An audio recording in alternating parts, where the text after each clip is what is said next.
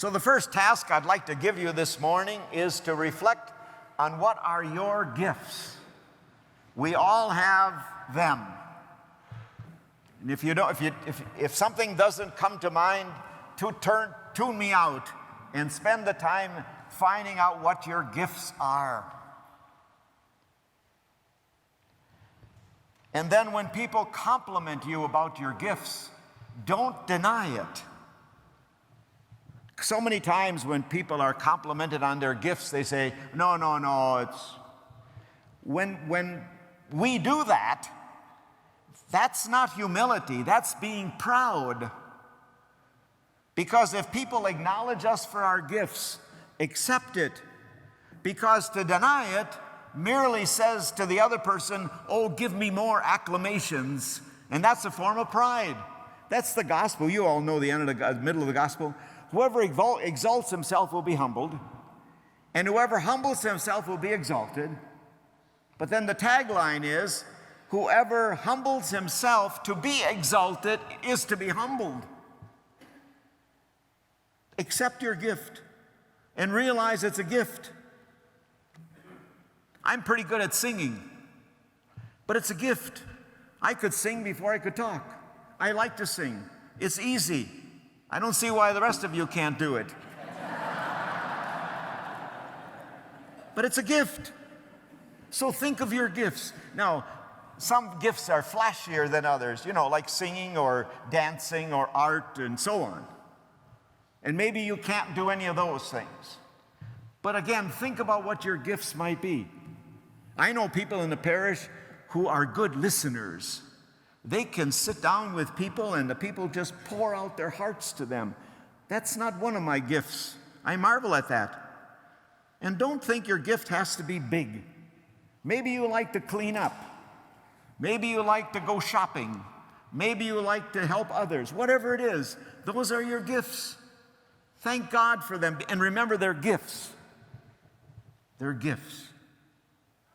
Now, we gather this morning, again, to hear the Word of God. And to remember, and I don't think I'm being pessimistic, but to remember that we live in a culture that doesn't hear the message of Jesus about being selfless. We live in a me-centered culture. We live in a culture where self-determination is expected, where ambition is praised, when self-promotion is what we think we're supposed to be doing. The whole society is extremely aggressive. So we live in that milieu. And it's so easy to get drawn into that we think as followers of Jesus, we're supposed to act like everybody else in the culture. And we're called to challenge that. Jesus is no longer physically present, but he is present through us as his disciples. So if Jesus isn't present, it's not his fault, it's ours. We're challenged to be that presence of unselfish love in our society. But most of us talk about it, but we don't do anything about it. I don't know if you heard about the shooting last night or yesterday in West Texas. This happened on apparently a road incident. 6 people, I guess, were killed and 20 more were injured. And we remember, of course, that tragedy. And we talk about it. But have you done anything about it? I haven't. And that's the challenge. That we think about what we can do to remedy the aggressiveness and the violence of our culture. That's the challenge. That's the gift. Now, taking the gospel. Most of us going to a wedding banquet would not sit at the head table. We're smart enough to know that.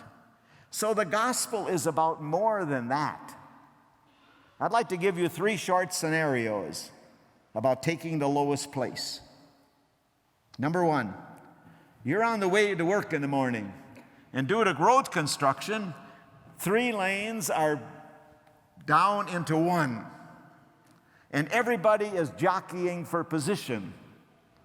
And everybody thinks that their getting to work is more important than anybody else.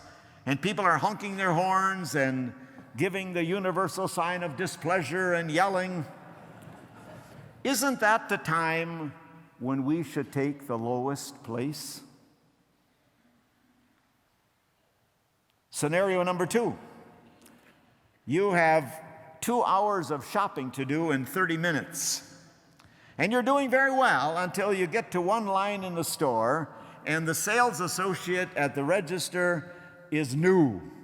And the woman that she's working with has a lot of questions.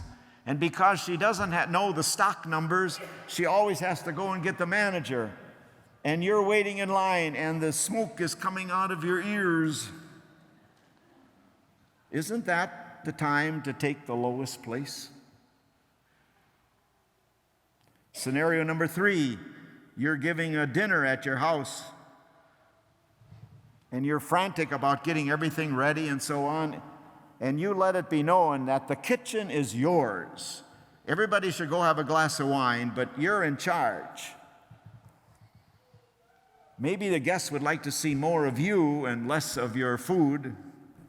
Isn't that the time to take the lowest place and invite people in to help and to give up control of the whole situation?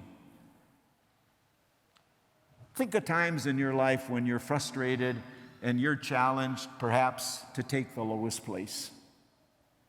That's what this gospel is about. It's not about banquets, it's about life. Now, we all need to feel important.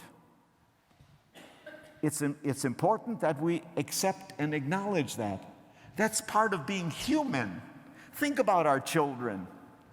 What do they do when they were doing something? They say, "Mommy, look at me. Notice me. Notice what I'm doing." Now, children are free to say that. But as we get older, we don't say that anymore. But we want people to notice us. That's human. It's normal. It's natural. Don't be afraid to acknowledge it. But the way we do it is important. Some of you remember Bernie Madoff. He needed to be important, but he couldn't find a way to do it. When he was growing up, he wasn't very smart. He wasn't very athletic. He wasn't very handsome. Girls wouldn't go out with him. He was frustrated to be important, but he found a way, and it was making money, and unfortunately, by being dishonest. He developed the greatest Ponzi scheme in history, I'm told. By 2008, according to the records, he had embezzled over $65 billion. That's a B, billion. Then he was caught, sued by over 5,000 people. In 2009, he was sentenced to 150 years in prison, and then he was already 71 years old. He had a gift, but he misused it. He used it in the wrong way.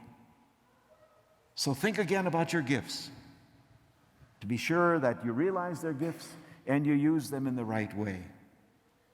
And then secondly, that you would live your life and give your gifts to others without expecting any reward. Story is told about a mother of children in a household feeling unappreciated. So she asked her husband, "When I die, are you going to put a bouquet of flowers on my casket?" He said, "Well, of course." Well, she said, "I wouldn't mind having 1 or 2 of them while I'm still living." Do we show appreciation for the gifts of others? Do we live to help make others appreciated? And then the challenge of the gospel about the end of the giving a dinner for others that won't repay us. A priest in his parish had a sister parish in Port-au-Prince, Haiti. And the parishioners went down and helped them with their building and schooling and so on. So the priest decided to go down and see how everything was going, and he did that. And after a couple days of touring and so on, he had been peopled out.